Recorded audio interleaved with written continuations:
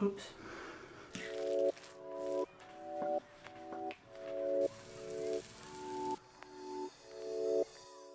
Hi guys, welcome back. Today we are making one of my favorite dumplings, pork and cabbage pot stickers. Now the word pot sticker in Chinese is 窝体, which literally means pot stick or pot sticking. And one of the common fillings that you'll find in the pot stickers you order at restaurants is pork and cabbage. So I wanted to show you guys how to make it at home. Ideally, you want to use pretty fatty pork so that when it's cooked, the filling will be nice and juicy. So what is fatty ground pork? Well, you want to find something that's somewhere between 80 to 85%. That's great too. So that means it'll be 15 to 20% fat in the ground pork. If you can find something fattier, that's perfect. In some of the grocery stores around me, I find some pork that's 95% lean, and I think that's a little bit too lean for the recipe. If this is what you can find in your grocery stores, then what I would recommend is adding 1 or 2 tablespoons of oil and working it into the meat before you mix it in with the other ingredients for the filling. To prepare the filling, you need about 1.5 cups of finely sliced cabbage. A bit more is okay too. I usually slice half a small cabbage into 1-inch wide pieces, and then I slice these pieces finely. When I'm feeling lazy, I'll use a food processor to chop the cabbage. This certainly saves a lot of time, but I prefer the texture of sliced cabbage a bit more. For the aromatics, I usually add at least 2 tablespoons of finely minced ginger. If you love ginger as much as I do, you can even add as much as 3 tablespoons of minced ginger.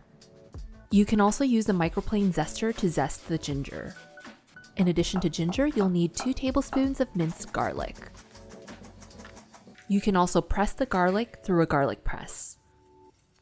You also need about 1/4 cup of chopped scallions. More is fine too.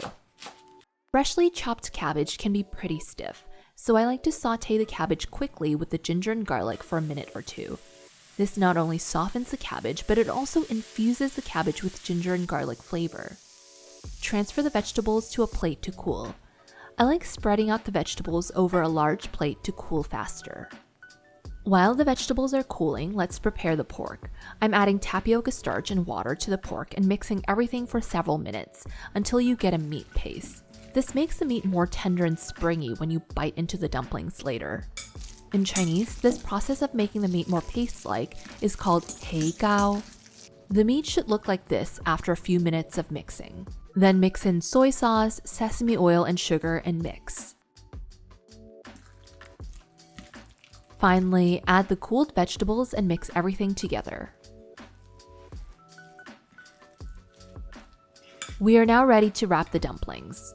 I made fresh dumpling wrappers for the pot stickers, and you can watch the full video of how to make them on my channel. Place some filling in the center. It's probably about 1.5 tablespoons of filling here. For the basic pot sticker fold, pinch together the wrapper on the right side. Then use your fingers to create a pleat on the side of the dumpling facing away from you and seal the pleats to the right. Continue doing this until you get to the end.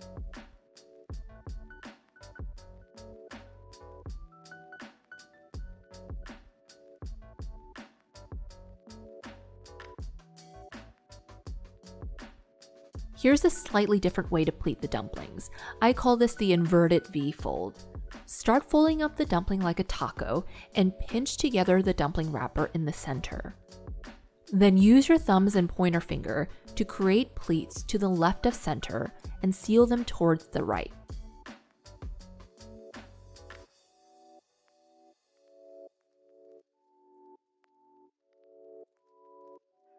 Then make the pleats to the right of the center and seal them to the left.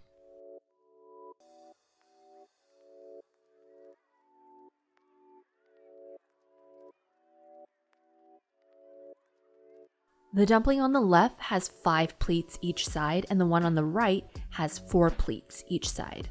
You can use store-bought wrappers, but you'll need to wet the edges for the wrappers to seal properly. I like to cover the dumplings with a dry cloth as I work to keep them from drying out too much. To cook the dumplings, heat about 2 tablespoons of oil on a large cast iron or non-stick skillet. Arrange the dumplings on the skillet. I'm cooking these at medium-high heat, and I usually cook until the bottoms start to turn golden. Then pour a 1/4 cup of water into the skillet and cover the skillet with a lid. The water creates steam to cook the tops of the dumplings. Reduce the heat to medium and cook for 6 minutes. And that's it. You can also make a dumpling skirt while you cook the dumplings, which makes the bottoms even crispier. You can check out the dumpling skirt video in my channel. To make the dipping sauce, add some grated ginger and garlic to a bowl.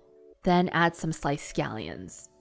Next, add soy sauce, zhenjiang vinegar, and stir together. Top with a drizzle of sesame oil.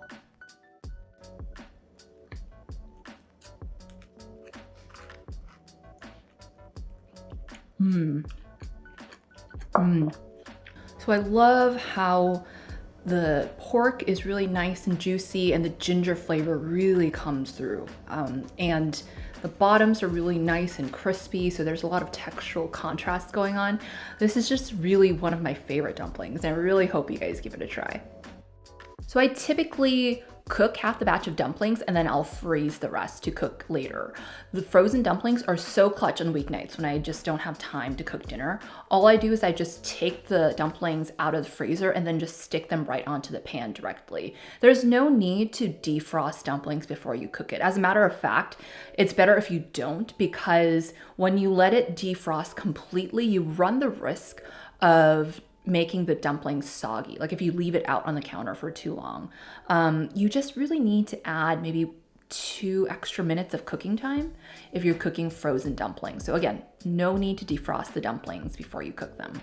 Another thing I wanted to mention, I often get questions from the audience about whether or not they can just put the pleated dumplings into the refrigerator so that they can eat them or cook them the next day. And I would say don't do that. And that's because the moisture from the filling is going to seep into the dumpling wrapper and it's going to turn the dumpling soggy and misshapen. And you also run the risk of actually tearing the dumpling skins. So if you want to prepare the dumplings and you want to cook them at a later time, freeze them. So for those of you who don't eat pork, you can always replace it with ground chicken as well. Ground chicken does tend to be lean. So again, you want to work that tablespoon or 2 of oil into the meat before you mix it with the other filling ingredients. And for those of you who are vegetarian or vegan, I'm going to link to 2 vegan dumpling recipes in the description. I also have a video on my channel called How to Make Pot Stickers, and that one is a mixed vegetable pot sticker. Okay, for a mini Chinese lesson, here's how you would pronounce pot stickers in Cantonese. 锅贴, 锅贴. And in Mandarin, it's 锅贴, 锅贴. And then in Toisan, which is where my family is from, specifically from Soipo, so this is a very regional version of Toisan. 锅贴, 锅贴. And sometimes pan-fried dumplings are called 煎饺. So that's Cantonese, 煎饺, which means pan-fried dumpling. In Mandarin, it's 煎饺, 煎饺. And then in Toisan, it's 蛋糕. No. Yeah. 蛋糕, 蛋糕. I wanted to show you guys how to pronounce those words in different dialects so you can sort of hear how different each dialect pronounces various Chinese words.